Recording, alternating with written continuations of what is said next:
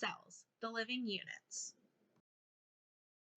The cell membrane is what makes up the outside of a cell. It protects the cell from the outside environment and controls what can leave and enter the cell. This is a property that we call selectivity permeability, meaning some things can enter the cell while others cannot. If you take a closer look, this membrane structure is also known as a fluid mosaic model, which is made up of lipids, proteins, and carbohydrates. We are going to be zooming in on a plasma membrane wall-like structure, which has a phospholipid bilayer that is made up of two layers, the hydrophilic heads on the outside, which are water-loving, and hydrophobic tails on the inside, which are afraid of water. Next, you have your glycolipids, which act as a surface receptors that stabilize the membrane and serve as cell surface markers placed on top of the polar heads of the phospholipid molecule. Also scattered in the lipid bilayer are cholesterol molecules, which help to keep the membrane fluid consistent. Membrane proteins do not interact with hydrophobic core of the phospholipid bilayer. Instead, they are usually bound to the membrane indirectly by interactions with integral membrane proteins or directly by interactions with lipid polar head groups. Proteins do most of the work in cells and are required for the structure, function, and regulation of the body's tissues and organs. A good way to remember all these functions is the word creation. This stands for cell-to-cell recognition, receptors, enzymes, attachment, transport, and intercellular adhesion. Let's take a closer look at these. This is cell-to-cell recognition. Cell-to-cell recognition is one of the ways by which cells communicate with one another. Then there are receptors, which carry cell messages inside the cell. Enzymes catalyze or cause reactions inside or outside of the cell. Attachment proteins bind other proteins to different cell structures. Transport proteins serve the function of moving other materials within an organism. Last but not least, we have intercellular adhesion, which helps cells stick together. Membrane carbohydrates are usually attached to the outer surface of the cell membrane. They act as antennas and are used by the cells to identify each other. There are two types depending on what they are attached to. Glycolipid, a carbohydrate attached to a lipid, and glycoprotein, a carbohydrate attached to a protein, as shown in the picture. Now let's take a look at specializations of the plasma membrane. Microvilli are finger-like extensions that increase the surface area of cells and minimize any increase in volume. They are involved in a wide variety of functions, including absorption, secretion, and cellular adhesion. Another specialization are junctions. There are two types of junctions. The membrane junctions, these are structures that consist of multi-protein complexes that provide contact between neighboring cells or between a cell and an extracellular matrix. Tight junctions form waterproof connections between cells, like little separate compartments. Gap junctions are holes and passageways between cells that allow for intercellular communication, where ions and molecules can flow from one cell to another. The final specialization is Desmosomes. Desmosomes are extra strong anchoring junctions that act like a Velcro. These give very strong bonds to give mechanical strength to tissues. You may be asking yourself, how do materials move across the plasma membrane? Well, let's take a look. The plasma membrane has a selective permeability. This means that it allows certain molecules or ions to pass through it by means of active or passive transport. Now, you may be asking yourself, what is active and passive transport? Passive processes include simple diffusion, facilitated diffusion, osmosis, and filtration. Active processes include active transport and vesicular transport.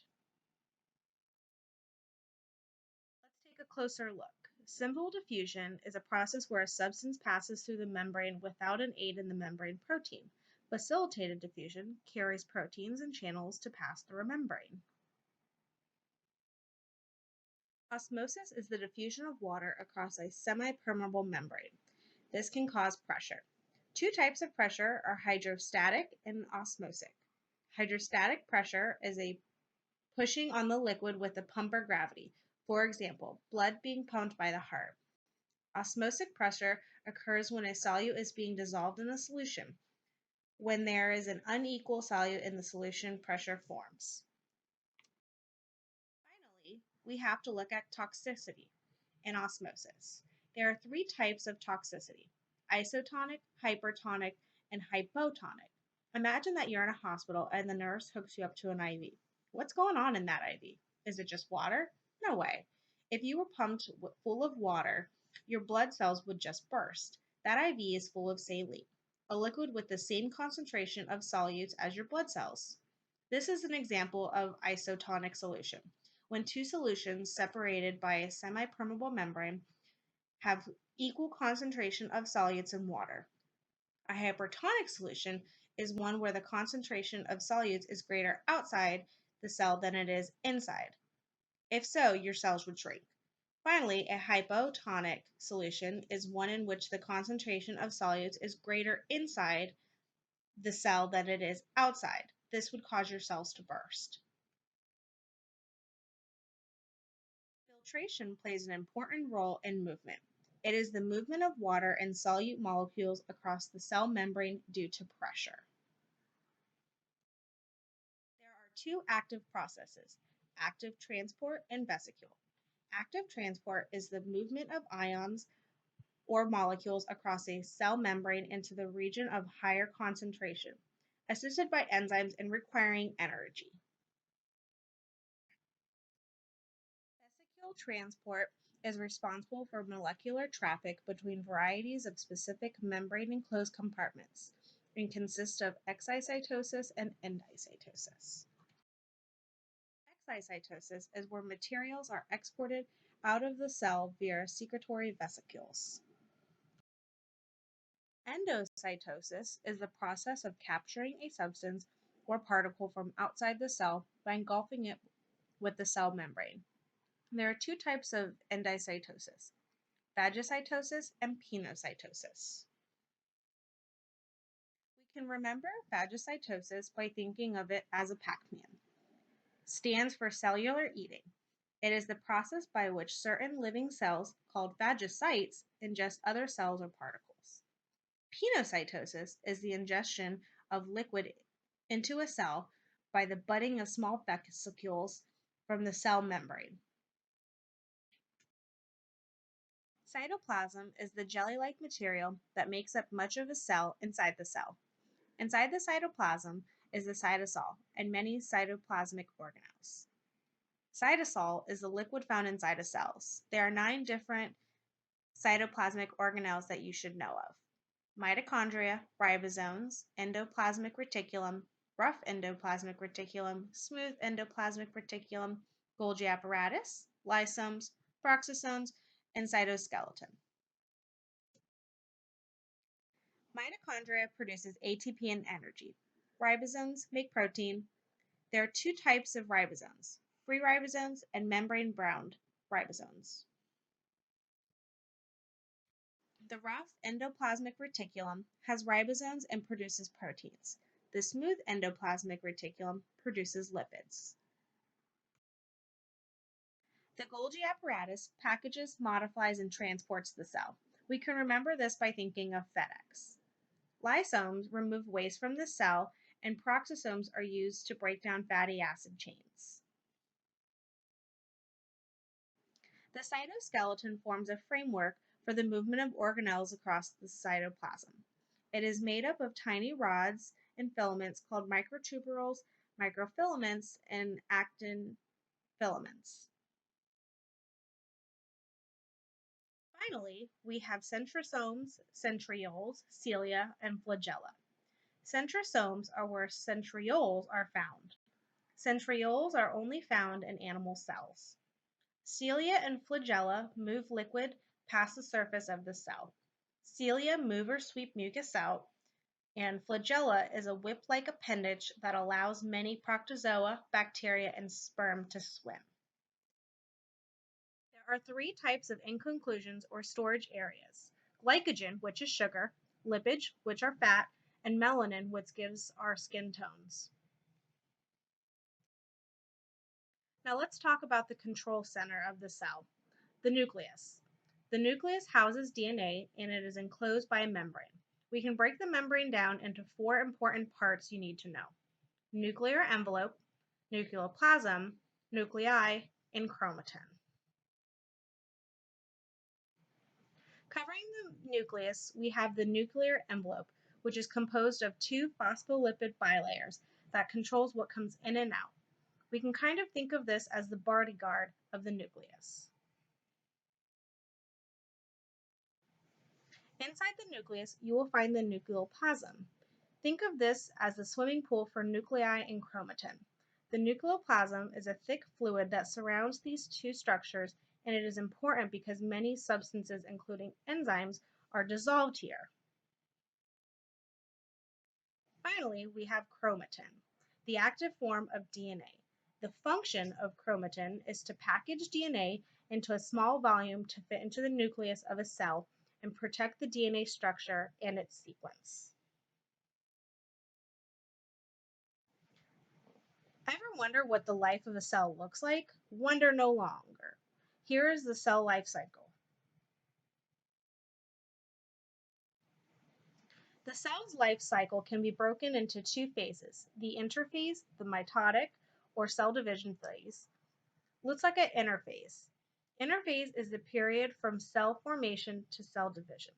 We can break down interphase to three steps: G1, S, and G2.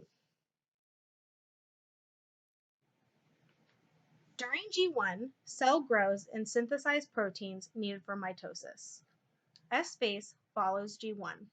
Its major function involves replicating the cell's DNA. The S stands for synthesize.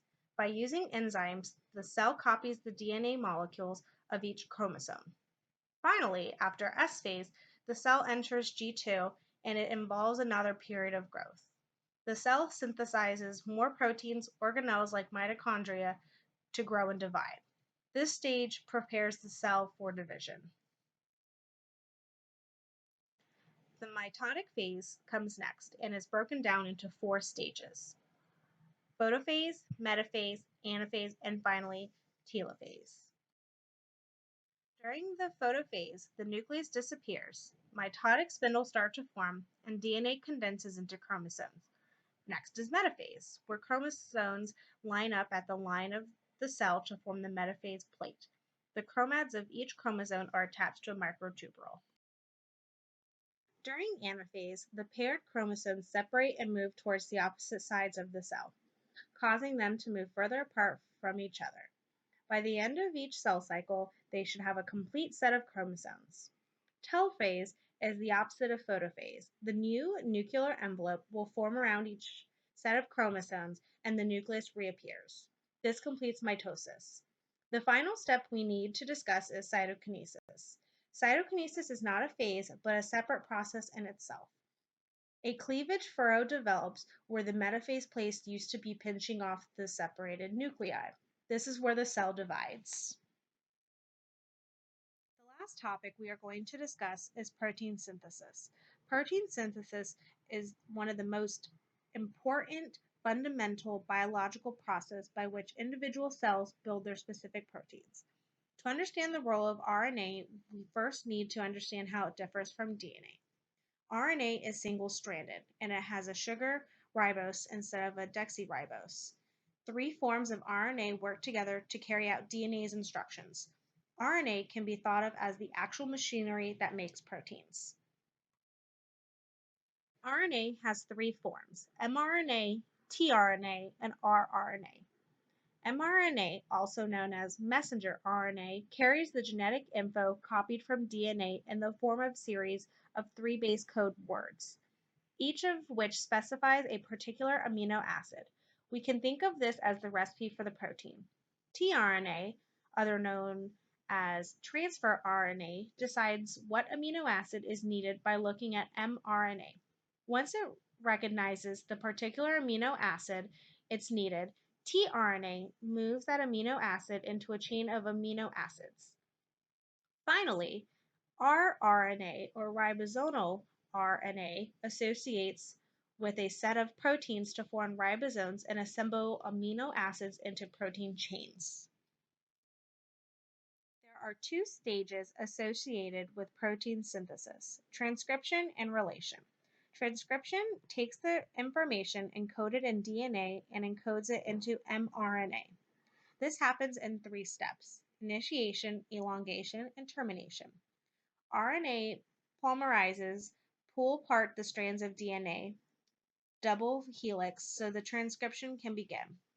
RNA polymerase elongation the mRNA strand one base at a time and unwinds DNA helix in front and behind of it. Finally, when the polymerase reaches a special base sequence, transcription ends and the newly formed mRNA separates from DNA. Translation is where information carried by mRNA is decoded and used to assemble proteins. In conclusion, you now should know all about the cells after completing this video: what they are made out of, how they move, and the cycle in which they live their lives. Thank you.